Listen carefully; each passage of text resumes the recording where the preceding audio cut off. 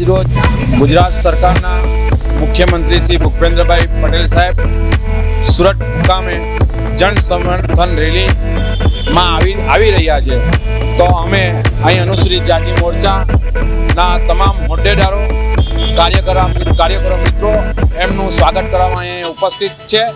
અને મિત્રો આવનાર 2026 સ્થાનિક સ્વરાજની જે ચૂંટણી છે સુરત મહાનગરપાલિકાની, જેની અંદર દરેક વોર્ડની અંદર ભાજપને જન સમર્થન મળી રહ્યું છે અને કશે કોઈ બીજો પક્ષ દેખાતો નથી અને અમે સૌ ભાજપને મત અપાવવાના છે અને ભાજપ વિજય બનવાનું છે।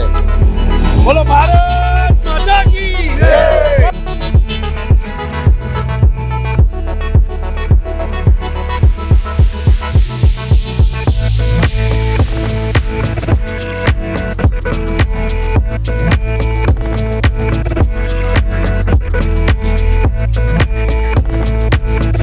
આપણા ગુજરાત રાજ્યના મૃદુ અને મક્કમ મુખ્યમંત્રી શ્રી ભૂપેન્દ્રભાઈ પટેલની આજે વિશાળ રેલી સુરત ખાતે પધારી રહેલી છે।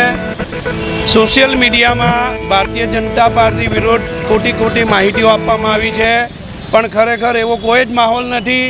ભારતીય જનતા પાર્ટીએ જે કાર્યો કર્યા છે તે આખા દેશના લોકોને ખબર છે કે એમણે કેટલો વિકાસ કર્યો છે। એટલે ખીલશે કમર જ અને જીતશે ભાજપ જ, એમાં કોઈ બે મત નથી। બોલો ભારત માતા કી વંદે।